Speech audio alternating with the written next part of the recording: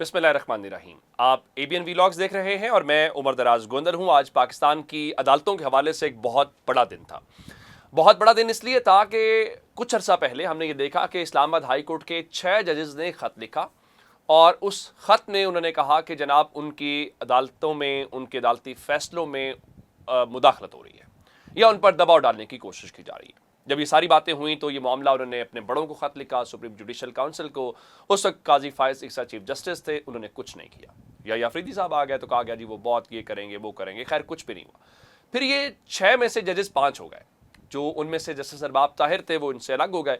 ये 5 जजेस फिर एक पिटीशन लेकर सुप्रीम कोर्ट गए। फिर सुप्रीम कोर्ट से भी कुछ नहीं बना। इस दौरान हुआ क्या कि जस्टिस तारिक जहांगीरी साहब जो थे उनको उनके ओहदे से हटा दिया गया।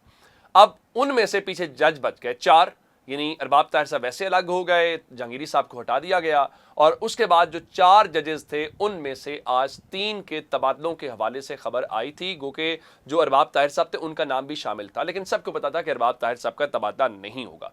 अब जो जुडिशल कमीशन है, अब हुकूमत ज़ाहिरन ये कहती है कि हमारा इससे कोई लेना देना नहीं है। कल राना सनाउल्लाह साहब एबीएन न्यूज़ पे एक शो में अलीना शिगरी साहब के साथ बैठे हुए थे और उन्होंने कहा जी ये जो तबादले, ये ट्रांसफ़र हो रहे हैं, इसका हुकूमत से क्या लेना देना। अच्छा चलें, इस सारी सूरत हाल को रोक के ज़रा मैं आपके सामने रखना चाहता हूं कि हुकूमत का लेना देना कैसे नहीं है। इसके जुडिशल कमीशन के चेयरमैन है याया अफरीदी साहब जो जज हैं। उसके बाद विफाकी आईनी अदालत के जस्टिस अमीनुद्दीन खान, जिनको अदालत खुद हुकूमत निकाल कर लेकर गई और कहा जी हमें अमीनुद्दीन खान ही चाहिए।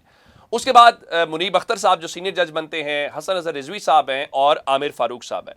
यानी आप यूं कहिए कि इसमें 5 लोग अदालत के हैं। अब आगे चलते हैं। विफाकी वज़ीर कानून आज़म नज़ीर तारड़ साहब इसका हिस्सा हैं जनाब। अटर्नी जनरल इसका हिस्सा हैं और अटर्नी जनरल जो होते हैं वो हुकूमत के लगाए हुए ही होते हैं। अच्छा, उसमें एक और जो शख्सियत है वो पाकिस्तान बार काउंसिल का नुमाइंदा होता है और वो कौन है? वो इस वक्त एहसन भून साहब हैं। तो एहसन भून साहब जो हैं वो भी हुकूमत के इत्तेहादी तस्वुर किए जाते हैं। फिर पीटीआई के 2 सेनेटर्स हैं और फारूक एच नाइक है। अब जो फारूक एच नाइक हैं वो कौन है? वो जनाब अली आप जानते हैं कि पीपल्स पार्टी इनके इत्तेहादी है। इस तरह से 2 आगे स्पीकर की नामजद करदा एक खातून और इस तरह से उनके मेंबर भी होते हैं। कर करा के लगता ही है, अब कंपोजिशन देखें तो गवर्नमेंट की मेजॉरिटी वहाँ पर है। अब इस सारी सूरत हाल के बाद उन्होंने आज फैसला ये किया कि जनाब वो जजेस के तबादले करेंगे। 5 जजेस के नाम आज उनके सामने थे। उसमें जस्टिस मोहसिन अख्तर कियानी जो सीनियर तरीन जज हैं उनका नाम था। इस तरह से जस्टिस बाबर सत्तार का था, जस्टिस समन रफत इम्तियाज़ का था, जस्टिस जो अरबाब ताहिर साहब हैं उनका नाम था और उस तरह जस्टिस खादिम सोमरो का नाम था। अब सबको पता था तबादले होने किन के, तवक्को के ऐन मुताबिक वही हुआ। तबादला हुआ जस्टिस मोहसिन अख्तर कियानी साहब का। अब जस्टिस मोहसिन अख्तर कियानी इस वक्त सीनियर तरीन जज हैं इस्लामाबाद हाई कोर्ट के और उन्होंने पहले चीफ जस्टिस बनना था, लेकिन फिर हमने देखा कि तरमीम लाई गई और इस तरह उनका रास्ता ब्लॉक किया गया, वो चीफ जस्टिस नहीं बन सकते। अब सीनियर तरीन जज को ट्रांसफ़र करके आज लाहौर हाई कोर्ट भिजवा दिया गया। यानी जो बंदा इस्लामाबाद हाई कोर्ट के अंदर सीनियर जज था, आज टेक्निकली गवर्नमेंट ने इस फैसले के साथ उनकी सीनियरिटी को किया फारिग और अब वो कोई 20वें के नंबर के आसपास ऊपर या नीचे जो हैं वो लाहौर हाई कोर्ट में होंगे। और लाहौर हाई कोर्ट से मुतालिक भी कहा जाता है कि उनको आगे मुल्तान बेंच में भेजा जाएगा, number 1। Number 2, justice Babar Sattar जो हैं उनको पेशावर हाई कोर्ट भेजा गया। गो कि इतला थी पेशावर हाई कोर्ट से मुखालफत भी हुई, लेकिन उसके बावजूद भी उनको वहां पर कसरते राय से ये फैसला कर दिया गया। उसके बाद जस्टिस समन रफत इम्तियाज़ हैं और उनको कराची या सिंध हाई कोर्ट भिजवा दिया गया। अब खादिम सन सोमरो साहब के मुतालिक कहा जा रहा था कि वो वापस जाना चाहते हैं, उनका नाम वापस ले लिया गया। फिर कहा गया अरबाब ताहिर साहब को बलूचिस्तान भेजा जा रहा है, लेकिन अरबाब ताहिर साहब इसके ऊपर खुश नहीं है कि उनको भेजा जाए, सो उनका नाम भी वापस ले लिया गया। जरा अंदाजा लगाइए कि आपने क्या किया कि आपने लाहौर हाई कोर्ट से 15वें नंबर पे जो जज हैं उनको लाया Islamabad high court. Islamabad high court का जो जज है अब वो 15वें नंबर से आ गया पहले नंबर पे। वो तय कर रहा है वहां अपने सीनियर के साथ मिलकर कि उसको क्या करना है। अब अमली तौर पे हुआ क्या है, ये आइन का आर्टिकल 200 जो है जिसको अमेंड किया गया 27वीं तरमीम के अंदर, उसमें यह कहा गया कि अब जज का तबादला करने के लिए आपको कोई कंसेंट नहीं चाहिए, रजामंदी नहीं चाहिए। पहले क्या होता था, पहले जज की रजामंदी चाहिए होती थी और उसके बाद जिस हाई कोर्ट से जाना है और जिस हाई कोर्ट में जाना है, यानी उन दोनों के जो चीफ जस्टिस साहिबान थे उनका भी उसमें कंसेंट जरूरी होता था। 3 लोग कंसेंट देते थे, उसके बाद चीफ जस्टिस आगे उन चीजों को प्रोसीड करते थे। अब इन्होंने क्या किया, इनका नहीं, कोई कंसेंट नहीं चाहिए। अगर आप कंसेंट के अलावा अगर आप नहीं जाते तो आप जबरन रिटायर तस्वुर किए जाएंगे। اچھا اب اس کا ماڈل کہاں سے لیا گیا؟ اس کا ماڈل انڈیا سے لیا گیا. اب انڈیا میں اس طرح سے نہیں ہوتا. جیسے بابر ستار نے خط لکھا یحییٰ آفریدی صاحب کو اور ان کو کہا کہ مجھے پہلے سنا جائے. اب وہ کیوں کہہ رہے ہیں؟ کیونکہ آرٹیکل 200 میں لکھا گیا ہے کہ provided further that the judicial commission of Pakistan before making recommendations under this clause may hear the جج. اب اگر ایک جج کہہ رہا ہے اور آپ اس کو سن نہیں رہے تو کہ پھر آپ کے اوپر سوال ہوگا یا سوال نہیں ہوگا. اب میں آپ کو مثال انڈیا کی دینا چاہتا ہوں کہ ٹرانسفر انڈیا میں بھی ہوتی ہے, لیکن پہلا سوال یہ ہوتا ہے کہ ٹرانسفر کرنا کیوں ہے.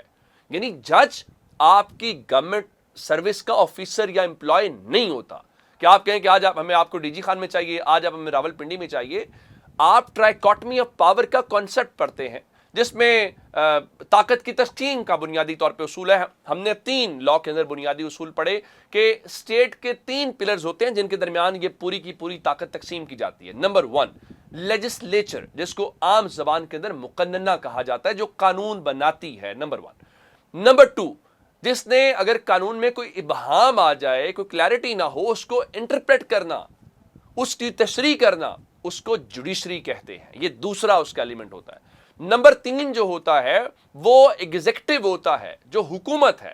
اب جس نے لا بنایا پھر اس کی امپلیمنٹیشن بھی تو کرنی ہے نا, وہ ایگزیکٹو کرے گی. یعنی ہمارے ہاں ملک کے اندر مسئلہ یہ ہے کہ ہم چونکہ ایک پارلیمانی نظام ہے تو وہی پارٹی پارلیمنٹ میں ہوتی ہے جو حکومت کے اندر ہوتی ہے, لیکن امریکہ میں تو ایسا نہیں ہے, یا بہت سارے ملکوں میں وہ صورتحال ڈفرینٹ ہو سکتی ہے. تو اس کا مقصد یہ تھا کہ ایک دوسرے کے اوپر چیک اینڈ بیلنس رکھے. اگر لا میں کوئی گڑبڑ آ گئی ہے تو پھر بھی جو ہے وہ اس کو جوڈیشری ٹھیک کرے, اور اگر امپلیمنٹیشن ٹھیک نہیں ہو رہی تو بھی جوڈیشری. لیکن یہاں نظر آ رہا ہے کہ جو عدلیہ ہے اس کا کام ختم ہو گیا, اب صرف ایک ہی ایلیمنٹ رہ گیا, اس کا نام گورنمنٹ ہے. یعنی آپ اس کو ذرا لے کر جائیں انڈیا کے اندر. انڈیا کے اندر آرٹیکل 222, ہمارے یہاں تو چلے 200 ہے نا, ان کے آرٹیکل 222 ہے.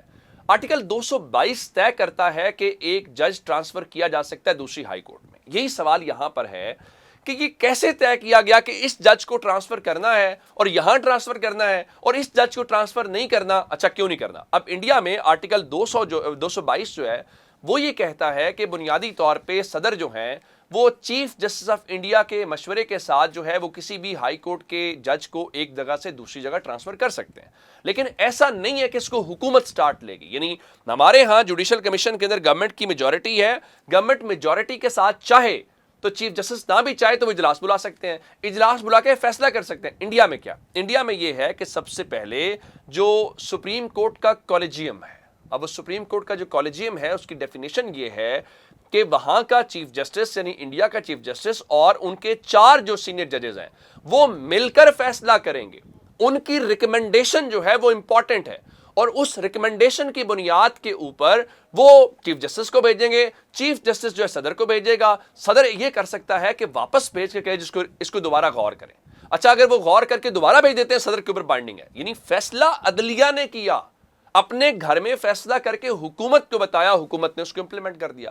ہماری حکومت سٹارٹ لیتی ہے اور عدلیہ پہ فیصلہ مسلط کرتی ہے. سو میرے خیال سے آج پاکستان کی عدلیہ کے حوالے سے جو کوئی ابہام تھا وہ بھی دور ہو گیا ہے, اور عملاً 27ویں ترمیم کو آج نافذ کر دیا گیا ہے. اور شاید ان ججز کا جرم وہی تھا, خط لکھنا, اور ان کو اس بنیاد پہ آج فکس کر دیا گیا. اپنا بہت سارا خیال رکھیے گا. اگر آپ نے ہمارا چینل ابھی تک فالو یا سبسکرائب نہیں کیا کر لیجیے. اپنا بہت سارا خیال رکھیے گا. خدا حافظ.